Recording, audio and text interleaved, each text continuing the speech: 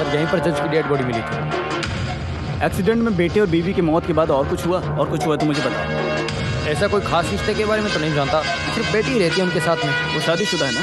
जी हाँ, husband foreign में, बच्चे नहीं हैं। वो पहले ही चला गया था और इनको भी ले जाने की कोशिश की थी, लेकिन ये तैयार नहीं थे क्योंकि वो अभी तक उनकी मौत के सदमे से निकल नहीं पाए।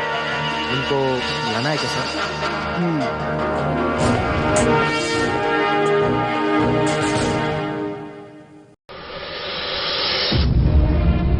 उस दिन सुबह यहाँ कोई आया था क्या जिस पे शक किया जा सकता है?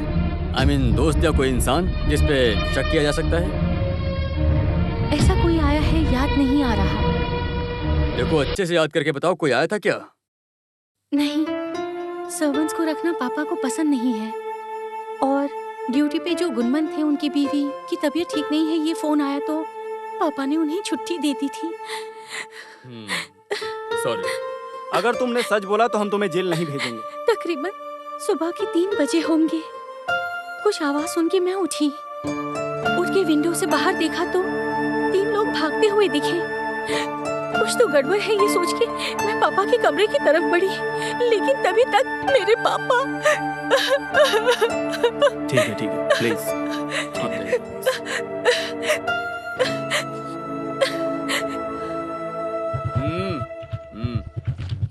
चल रोक गाड़ी रोक। अरे गाड़ी रोकना। अरे ये तो अच्छा, तो पुलिस से डर लगता है क्या? रे गाड़ी में ब्रेक नहीं है क्या? ऊपर से ओवर स्पीड मोटर व्हीकल है, लंबा जाएगा। चलो बाहर निकलो, जल्दी बाहर आओ। यहाँ से नहीं ले। कलेक्शन फिर से चालू किया क्या? कसम से नहीं सर यहाँ ज्वाइन होने से पहले आप क्या करते थे? आज से सब बंद। हाँ, कसम से सब बंद। लो। और हाँ जी सर। अगली बार जब मिली तो मूछ इतनी बड़ी नहीं मिलनी चाहिए। पुलिस वाले को देखने पर वीरप्पन नहीं दिखना चाहिए, समझा? ये जीप यहाँ से लेके दफा हो जा। सर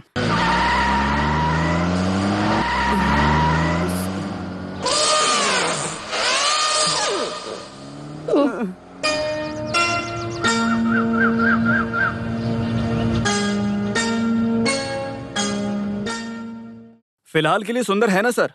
अगर कुछ काम आएगा तो श्री कुमार को कॉल करूंगा मैं। Okay sir, thank you.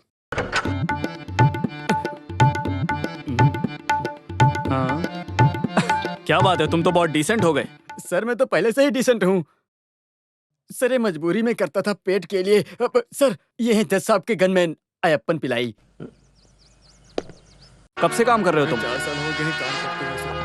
अच्छा ये बताओ, ड्यूटी के वक्त कुछ गलती होने पे जज ने तुम्हें कभी चिल्लाया क्या? नहीं सर, आज तक ऐसा कभी नहीं हुआ है। वो मुझे बहुत काबिल मानते थे।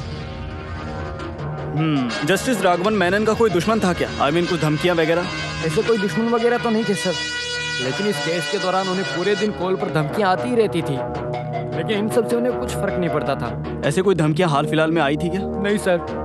तो इसका ये मतलब कि आपको कुछ नहीं पता? चेहरे से ही पता लगता है। अब क्या है? कुछ नहीं पता करके। हाँ अच्छा ये बताओ, जिस दिन कत्ल हुआ था उस दिन तुमको फोन किसने किया था? वो तो मेरी पत्नी थी सर। फोन किया था या करवाया गया था, सच बोलना।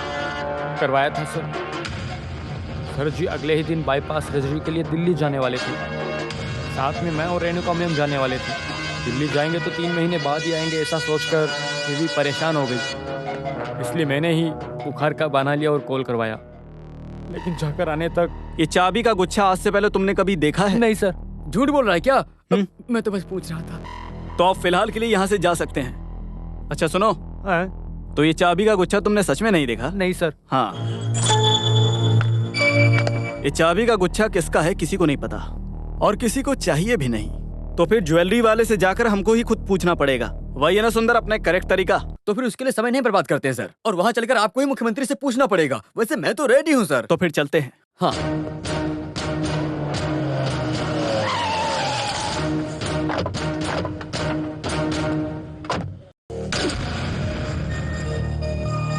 हम क्राइम ब्रांच से हैं।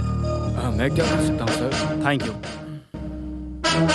देखो कुछ समय पहले कत्ल हुए जज मिस्टर राघवन मेनन के कंपाउंड से ये चाबी का गुच्छा मिला है। क्या तुम इसे पहचानते हो?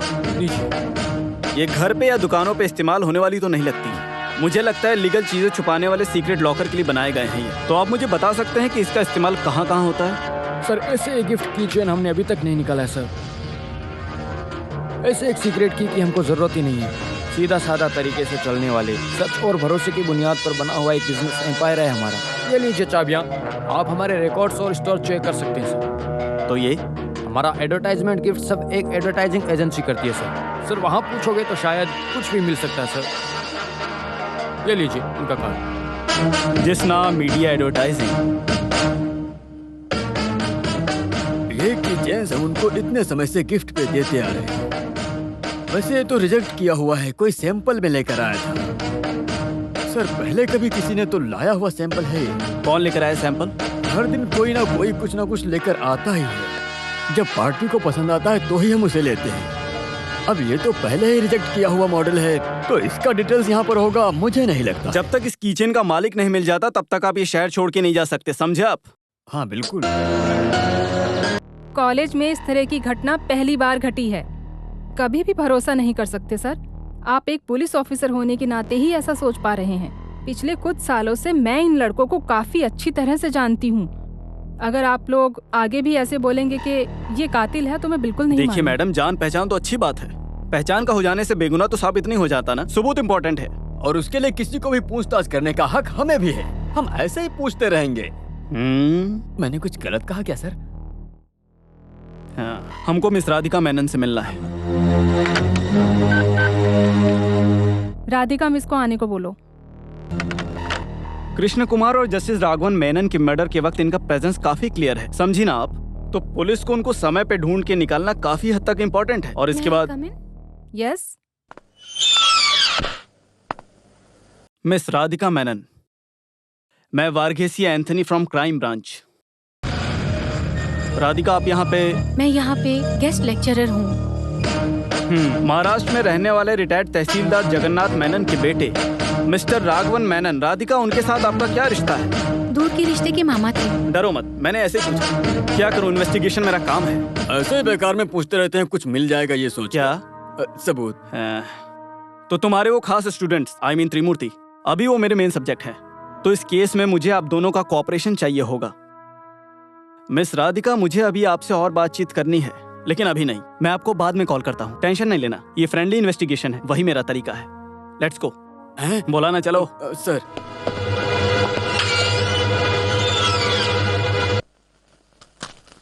जज के घर की पिछले 3 महीने की आउटगोइंग और इनकमिंग कॉल्स की लिस्ट मिली है सर। क्या आप देखोगे सर?